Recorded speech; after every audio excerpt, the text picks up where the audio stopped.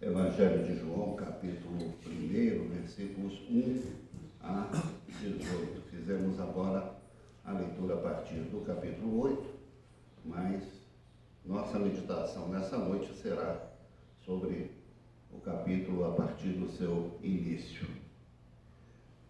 Estamos no tempo do Natal, segundo domingo, e é muito importante a gente aproveitar esses domingos próximos do Natal para a gente refletir exatamente qual o sentido do Natal, porque é uma das festas mais populares do mundo.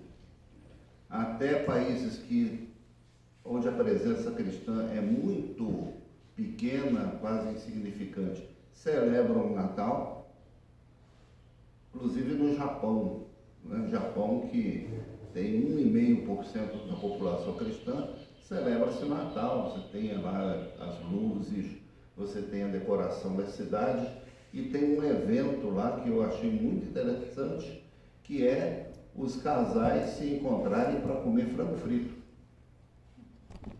Uma campanha da KFC, aquela franquia, né, norte-americana, que pegou lá no Japão na época de Natal e se tornou uma coisa muito popular.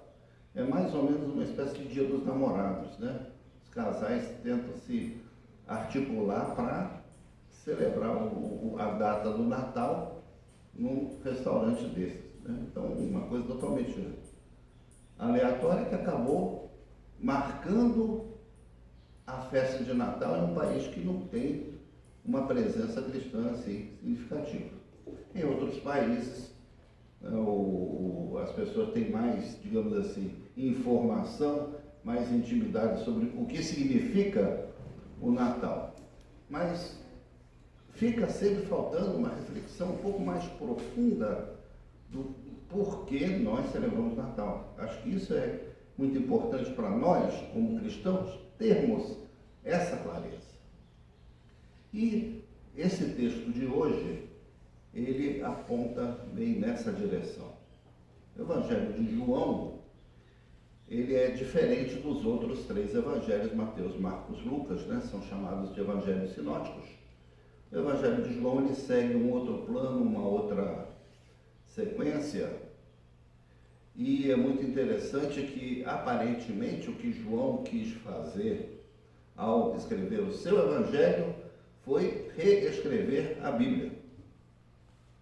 Só isso. Reescrever a Bíblia. Por que a gente afirma isso?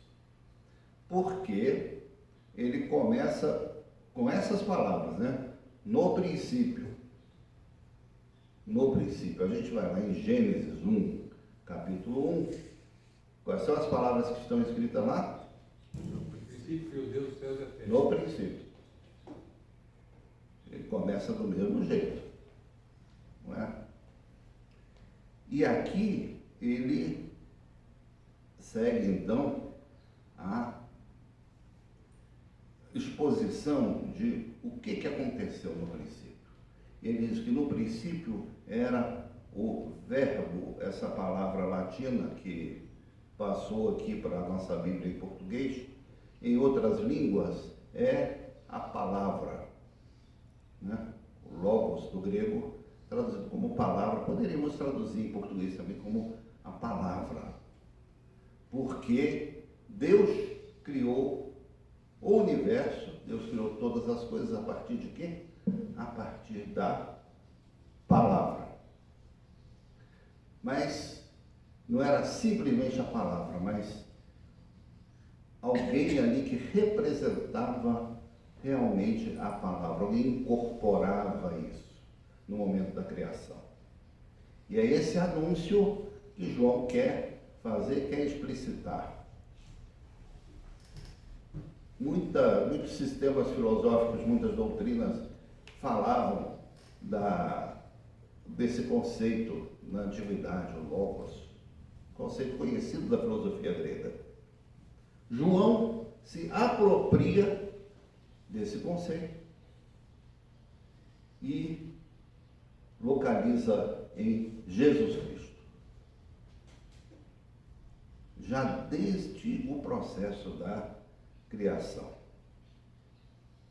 Então, ele estava no princípio com Deus. E a vida estava nele, a vida era a luz dos homens.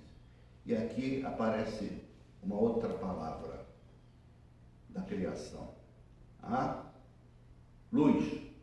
A primeira coisa criada por Deus, né? Haja luz e houve luz, a luz foi feita. Então aqui, novamente, João pega um outro conceito lá da narrativa da criação e apresenta aqui no prólogo, né, na introdução do seu evangelho, a presença da luz. Agora traduzida, identificada. Né? Quem era a palavra? E agora, quem é a luz? Ele vai expondo, ele vai fazendo uma releitura da criação. Então, ele diz o seguinte: a luz, a vida estava nele e a vida era a luz dos homens. A luz resplandece nas trevas e as trevas não prevaleceram contra ela. Lá em Gênesis a gente vê então que houve uma separação entre luz e trevas. Luz e trevas. A gente não sabe como se deu isso, mas o fato é que as condições físicas e matemáticas para a existência da luz, elas se deram. A gente sabe que as ondas eletromagnéticas, elas obedecem determinadas equações matemáticas, não é? E ondas eletromagnéticas são uma gama imensa de radiações que existem no universo. A nossa luz visível é uma faixa de frequência assim, bem pequenininha, que vai lá, né, do infravermelho a ultravioleta. É isso que nos faz enxergar todas as coisas. Mas radiações que a gente não enxerga, elas existem pelo universo. Né? Boa parte do universo é constituído de matéria escura. Mas nós vivemos na luz. Então, espiritualmente, da mesma forma, existe uma luz. Não é? Agora, essa luz aqui, ela não é qualquer luz. João fala de alguém que veio enviado por Deus e veio como testemunho para que testificasse a respeito da luz, a fim de todos virem a crer por intermédio dele. Ele não era a luz, mas veio para que testificasse da luz, a saber, a verdadeira luz que vinda ao mundo ilumina a todas as pessoas.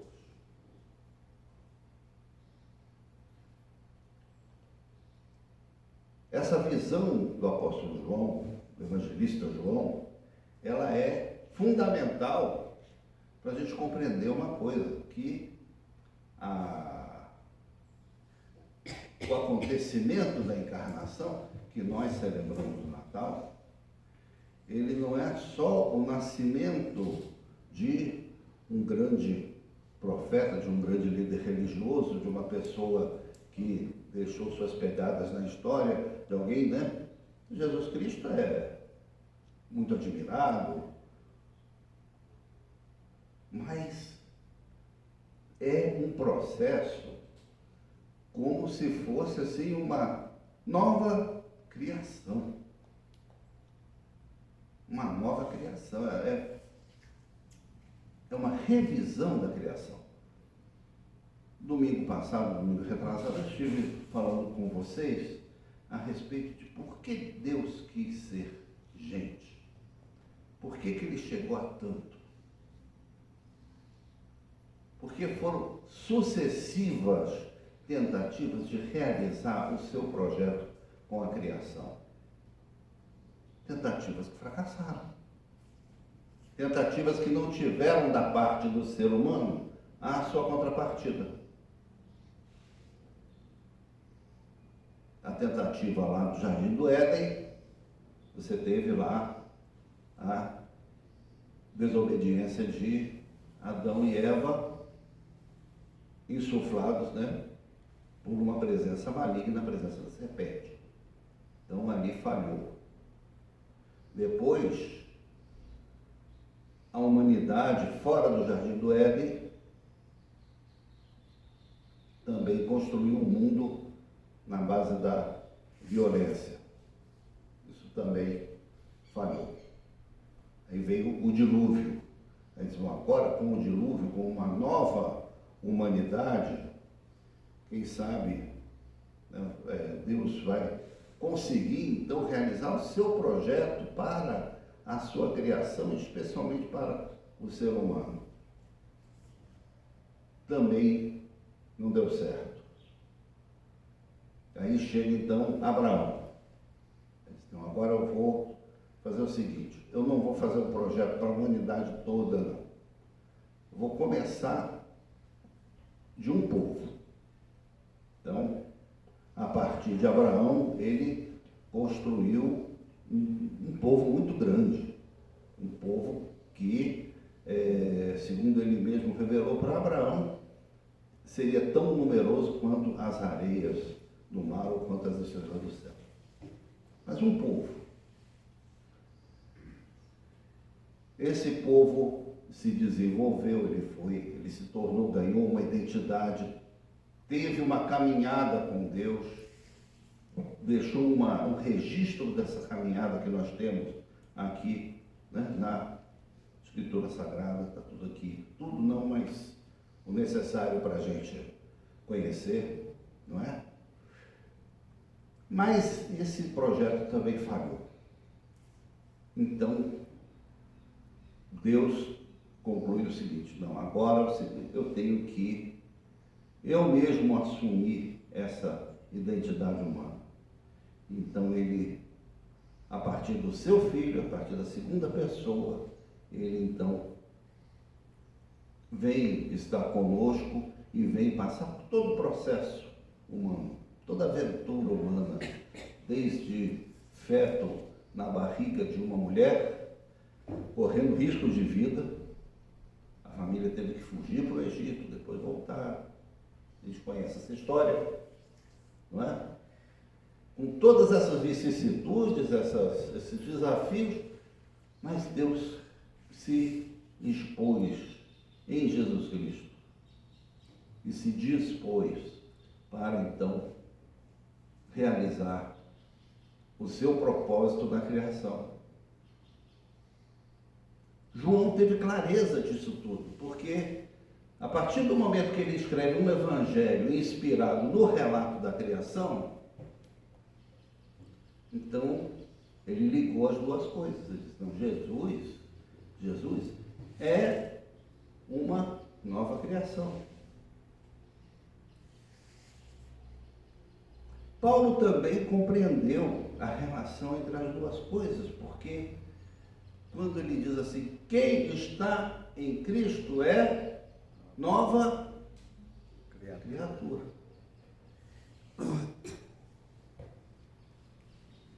E da mesma forma ele escreve também aos Romanos, né? A criação geme dores de parto, aguardando o dia da sua redenção, que acontece por meio do Filho de Deus.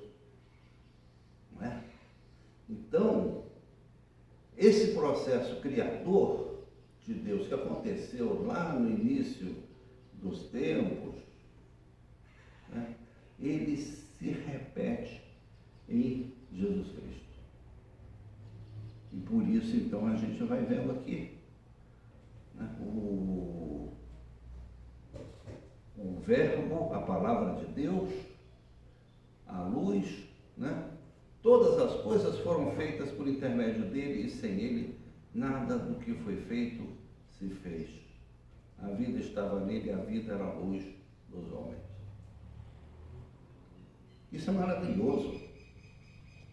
A gente saber que, ao celebrar aquela criança na manjedoura, ali num lugar anônimo de uma pequena cidade da Palestina, de Canaã, de Israel, diversos nomes daquela região, nós estamos celebrando uma retomada da criação. Agora, o que isso tem a ver, né, conosco? Isso tem tudo a ver conosco. Isso tem tudo a ver conosco, porque nós somos chamados a fazer parte dessa nova criação. Nós não somos só homens e mulheres, pessoas naturais criadas a partir, né, da natureza que a gente crê ser criada por Deus. Nós somos chamados a fazer parte dessa nova criação a partir do seu Filho. É uma nova criação. João Batista, que é apresentado aqui logo no início do Evangelho do João Evangelista, ele veio para explicar essas coisas para as pessoas. A partir já do nascimento de Jesus, ele não viu, ele não testemunhou, ele não vivenciou o processo da morte, da ressurreição de Jesus Cristo, que é uma consumação desse processo, que é o ápice, né, o ponto alto desse processo todo. João não chegou a ver isso.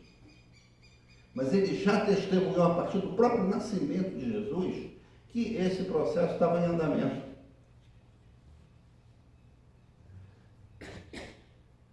Que nós tínhamos sido chamados a fazer parte da luz, sair das trevas. As trevas em que o mundo vive. Nem estou falando assim de, não, as pessoas não precisam estar vivendo na sarjeta, na criminalidade, na corrupção. Quando falo de trevas, não falo dessa decadência absoluta do ser humano. Eu falo da própria ignorância das pessoas que vivem simplesmente por viver, simplesmente para ganhar seu dinheiro, formar seu patrimônio, deixar esse patrimônio para herdeiros, tal, e vai no rame-rame da vida normal, a vida até de bem. Nós somos chamados a muito mais do que isso. Nós somos chamados a caminhar na luz de Deus, na presença de Deus, na comunhão com Deus.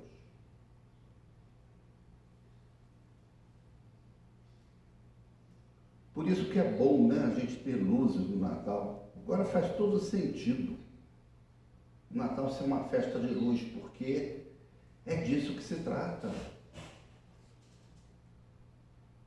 Todo Natal eu coloco lá na janela da minha casa, na porta, lá um monte de luzinhas. Eu não tinha nem muita consciência desse negócio não, mas agora, depois que eu refleti um pouco mais a respeito desse texto aqui de João capítulo 1, isso passou a fazer muito mais sentido para mim. De o Natal ser realmente uma festa de luz. A verdadeira luz que vida ao mundo, ilumina as pessoas. Clareia o seu caminho, clareia a sua existência. Esse é o verdadeiro sentido da encarnação. Não é?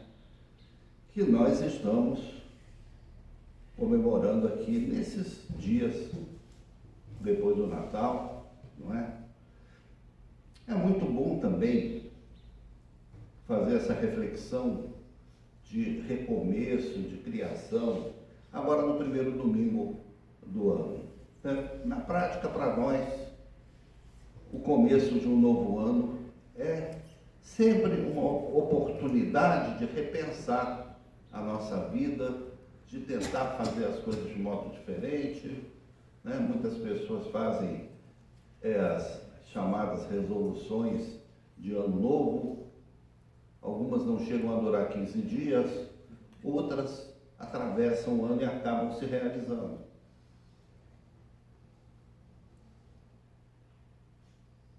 Quando nós tomamos alguma decisão na vida, assumimos algum compromisso, é muito importante a gente saber se a gente ama aquilo que a gente diz que quer fazer. Amar, é necessário haver um vínculo de amor com o propósito que você tem. Vou cuidar mais da saúde. Você ama a sua saúde? Muita gente não ama a saúde, não. Maltrata ela até. Não é? Você ama a sua saúde? Lembre-se que a sua saúde é o seu corpo, é você mesmo. Não é? Somos chamados a amarmos a nós mesmos, não é? Isso é evangélico. Né? Ama até o próximo como você ama você mesmo. Se você não ama nem a você mesmo, aí seu amor ao próximo também vai estar um pouquinho prejudicado, não é? Então, é importante a gente ter essa... Porque nós somos aquilo que nós amamos. Nós assumimos compromisso com aquilo que a gente ama. Se você ama Jesus, então você vai assumir um compromisso com Jesus e vai realizar. E a sua vida vai se transformar. E esse processo de criação vai acontecer na sua vida. Então é muito oportuno nesse início de ano, onde nós estamos, de certa forma, mais sensíveis, mais abertos, mais disponíveis para realizar alguma coisa nova na nossa vida, a gente ter essa consciência aqui. João foi chamado a dar testemunho dessa luz. Nós também somos chamados a sermos testemunhas dessa luz. Quando Jesus envia os seus discípulos lá no momento da ascensão, ele diz assim, olha, recebereis poder ao descer sobre vós o Espírito Santo e sereis minhas testemunhas. Mesmo o chamado de João é o chamado nosso. O chamado de sermos testemunhas dessa luz, da qual a gente desfruta, da qual a gente pode caminhar, que ilumina a nossa vida, somos chamados a ser testemunhas dela, sabendo que muita gente ama mais as trevas do que a luz. Não é? Acontece. Mas muita gente precisa, muita gente está em busca disso. Que nós temos, que nós descobrimos, que nos foi revelado pelo Espírito de Deus. E pela sua palavra, como nós vemos aqui. Então fica o convite, o desafio a aprofundarmos bem essa nossa reflexão a respeito da vida de Jesus, a respeito também do nosso chamado, a respeito da nossa vida nesse novo ano que se inicia. Que Deus esteja nos abençoando, nos iluminando, né? Fizemos aqui antes do sermão uma oração de iluminação, justamente para isso, para que esse processo ocorra sempre e de forma mais aprofundada nas nossas vidas. Amém?